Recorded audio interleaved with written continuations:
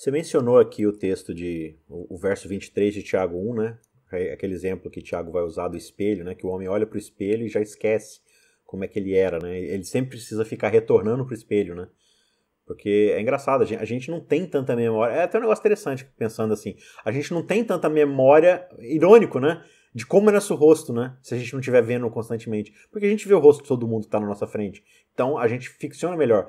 Mas a gente quase não vê nosso rosto. É muito raro, porque nosso rosto meio que fica atrás dos nossos olhos, né? Então a gente não vê nosso rosto com frequência. Então, acho que essa linguagem que o Thiago está usando, esse exemplo aqui, tipo, a gente esquece de como é nosso rosto. Então toda hora a gente precisa voltar para olhar como é que é o espelho.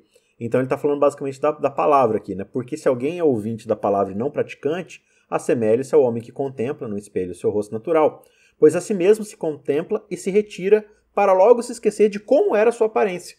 Mas aquele que considera atentamente na lei perfeita, a lei da liberdade, e nela persevera, não sendo ouvinte negligente, mas operoso praticante, esse será bem-aventurado no que realizar.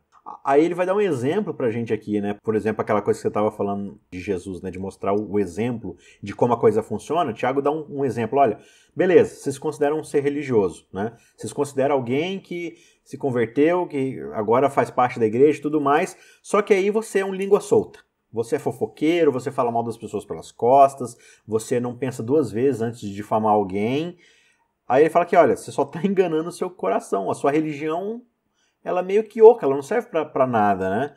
E aí ele vai dar o exemplo, a religião pura e sem mácula para com o nosso Deus e Pai é aquela que visita o órfão, visita a viúva nas suas tribulações e se guarda incontaminado do mundo. E muitas vezes acaba acontecendo isso, né? Quando a gente quer ser salvo pelos nossos méritos, a gente acha que a gente tem justificativa. Já que eu cumpri a minha parte, eu posso estabelecer outras partes, né?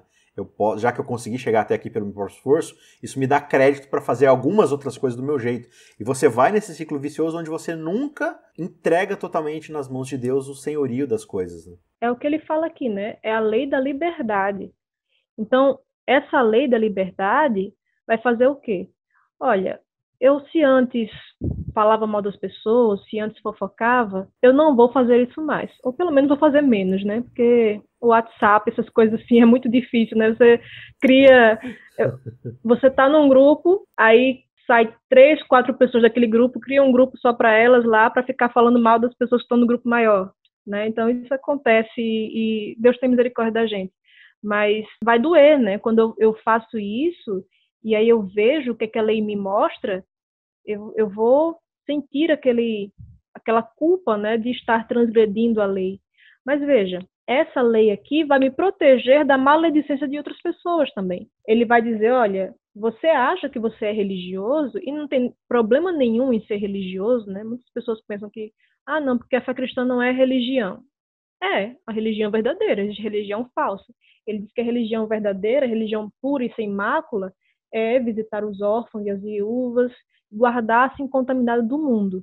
Então, essa é a religião verdadeira. Ele vai dizer o que é esse guardar-se incontaminado do mundo, falando, olha, capítulo 2, verso 1, ele diz, meus irmãos, não tenhais a fé em nosso Senhor Jesus Cristo, Senhor da glória, em acepção de pessoas. Se, portanto, entrar na vossa sinagoga algum homem com anéis de ouro nos dedos em trajes de luxo, e entrar também algum pobre andrajoso, e tratardes com deferência o que tem trajes de luxo, e lhe disserdes, tu te assenta aqui em lugar de honra, e disserdes ao pobre, tu fica ali em pé, ou assenta-te aqui abaixo dos meus pés. Não fizeste distinção entre vós mesmos, e não vos tornastes juízes, tomados de perversos pensamentos? Então, ele está dando um exemplo aqui, olha, se você é religioso de fato, você vai ter essa religião aqui, e você vai se guardar incontaminado do mundo. Muitas vezes a gente pensa que o mundanismo é você usar determinado tipo de roupa, é você, né, falar determinado tipo de coisa. Pode ser, o mundanismo pode se expressar por meio da roupa que a gente veste, pode, né, porque a exterioridade, né, é algo, um reflexo daquilo que está no interior. Então, pode ser que se manifeste. Só que você vai ver reincidentemente a Bíblia falando do mundanismo como sendo a língua, a fofoca, a maledicência, nesse caso aqui, a acepção de pessoas. Então, quando eu faço isso, eu não estou observando a lei. Quando eu faço isso aí, eu sou uma mera ouvinte da lei e não praticante da lei. Aí no verso 8, Tiago vai falar: se vós, contudo, observais a lei régia, segundo a Escritura, amarás o teu próximo como a ti mesmo, fazeis bem. Se todavia fazeis acepção de pessoas, cometeis pecado, sendo arguidos pela lei como transgressores. Pois todo aquele que guarda toda a lei, mas tropeça em um só ponto, se torna culpado de todos. Aí tem gente que pensa assim, né? Eu já vi gente falando, olha, esse texto aqui tem o endereço certo. Aqueles que transgridem o sábado. Porque aqui ele não está falando nada de sábado. Claro que pode se aplicar, né? Porque ele está dando aqui um exemplos aqui de transgressão, mas ele nem cita o sábado. Ele está falando aqui de você fazer acepção de pessoas, de você ser alguém que fala mal dos outros. Isso geralmente a gente não enfatiza, né?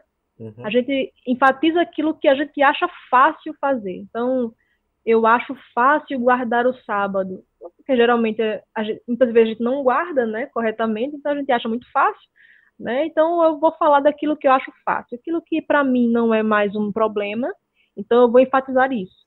Só que aqui ele fala, olha, você que fica fazendo acepção de pessoas, você desonrou o principal dos mandamentos, que é amarás o teu próximo como a ti mesmo. Sim.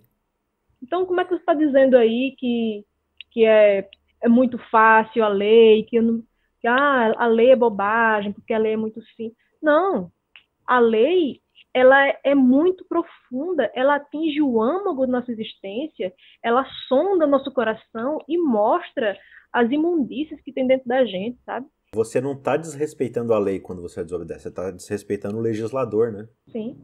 Aí aqui ele fala no verso 12, falai de tal maneira e de tal maneira procedei, como aqueles que hão de ser julgados pela lei da liberdade.